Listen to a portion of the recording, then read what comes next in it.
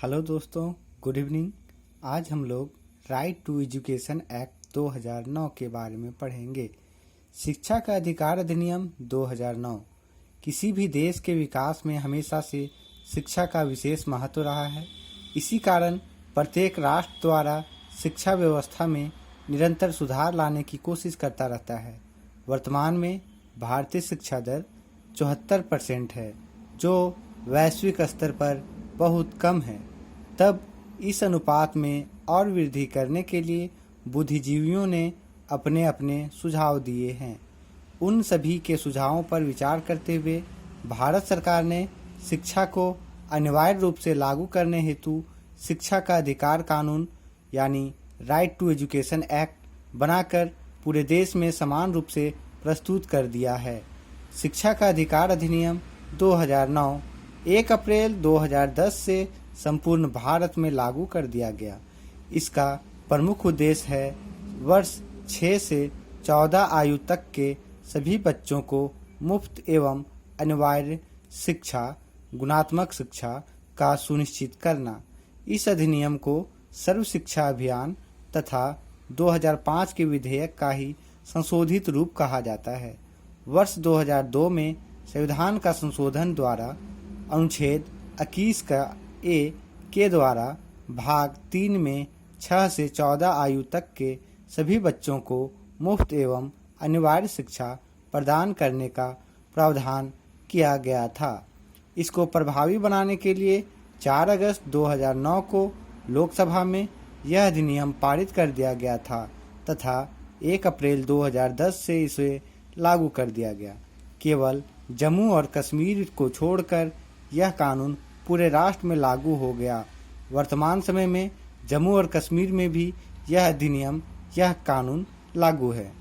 तब प्रस्तुत अधिनियम के अंतर्गत जिन प्रावधानों की प्रमुखता दी गई है उनमें विशेष है 6 से 14 आयु वर्ग के सभी बच्चों को मुफ्त एवं आधारभूत शिक्षा उपलब्ध कराना। इसके अंतर्गत अनिवार्य शिक्षा से अभिप्राय है कि संबंधित सरकार द्वारा इस आयु वर्ग के बच्चों को आवश्यक रूप से विद्यालय में प्रवेश दिलाना तथा साथ ही उन बच्चों की विद्यालय में नियमित उपस्थिति का प्रबंध करना। किसी कारणवश 6 वर्ष से अधिक आयु का बच्चा यदि विद्यालय नहीं जा सका तो उसकी आयु के अनुरूप उसे उचित कक्षा में प्रवेश दिलाना होगा। यदि नज़दीक के कोई विद्यालय मौजूद नहीं है तो नए विद्यालय का प्रबंध कराना होगा। क्षेत्रीय सरकारों, अधिकारियों तथा अभिभावकों का यह दायित्व है कि वे बच्चों को मुफ्त एवं अनिवार्य शिक्षा दिलाने का प्रबंध करें। इस कार्य हेतु वित्तीय प्रबंधन का पूर्ण दायित्व केंद्र व राज्य सरकार द्वारा मिश्रित रूप से उठाया जाएगा। कोई भी बच्चा किसी समय विद्यालय में प्रवेश पाने को स्वतंत्र है। आयु प्रमाण पत्र ना होने के बावजूद बच्चा विद्यालय में प्रवेश ले सकता है। बच्चों की आवश्यकता का ध्यान रखते हुए पुस्तकालय, खेल के मैदान, स्वच्छ व मजबूत विद्यालय कक्ष, इमारत आदि का प्रबंध राज्य सरकार द्वारा किया जाएगा। की गुणवत्ता में सुधार हेतु 35 छात्रों पर एक शिक्षक का प्रावधान किया गया है तथा साथ ही साथ यह सुनिश्चित किया गया है कि ग्रामीण व शहरी किसी भी क्षेत्र यह अनुपात प्रभावित ना हो। इसके अतिरिक्त निम्न कार्यों का पूर्ण रूप से निषेध है। छात्रों को मानसिक शारीरिक प्रताड़ना देना। प्रवेश के दौरान छात्रों में कोई लिखित परीक्षा ना लेना।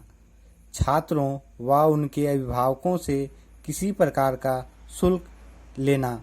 छात्रों को ट्यूशन पढ़ने के लिए बाध्य करना। बिना मान्यता प्राप्ति के विद्यालय का संचालन करना। इस अधिनियम को प्रभावी बनाने के लिए केंद्र व राज्य सरकार दोनों उत्तरदायी हैं, जिसका वित्तीय वहन भी दोनों संयुक्त रूप से करेंगे।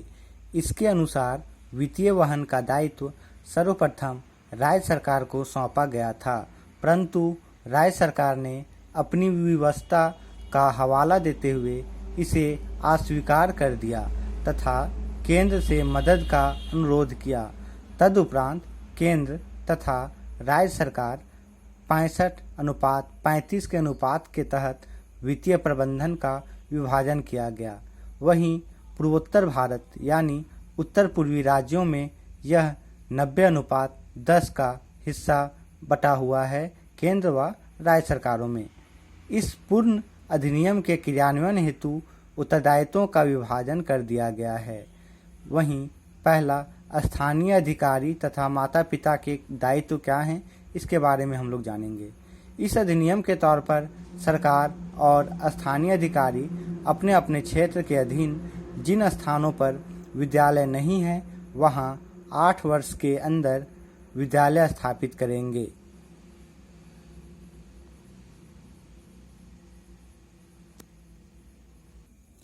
धारा 10 के अंतर्गत माता पिता अपने बच्चों को नजदीकी विद्यालय में प्राथमिक शिक्षा उपलब्ध कराएंगे। वहीं केंद्र सरकार का दायित्व है कि पहला, बच्चों की चहुमुखी विकास, दूसरा, संवैधानिक मूल्यों का विकास, तीसरा, जहां तक हो सके मातृभाषा में शिक्षण दिया जाए, चौथा, बच्चों को मानसिक विकास के अनुरूप उसका नियमित विश्लेषण। वहीं राज्य सरकार का क्या दायित्व है, इसके बारे में जानेंगे। पहला बताता है कि प्रत्येक बच्चे को निःशुल्क तथा अनिवार्य शिक्षा। दूसरा, अपने क्षेत्र के 14 वर्ष आयु तक के बच्चों का पूर्ण रिकॉर्ड रखेगी। वहीं तीसरा, शैक्षणिक कैलेंडर का निर्धारण करेगी। केंद्र सरकार का यह दायित्व, राज्य सरकार का यह दायित्व और स्थानीय अधिकारी व माता पिता का यह दायित्व सुनिश्चित किया जाता है कि बच्चों को एजुकेशन बेस्ट से बेस्ट कैसे दिया जाए।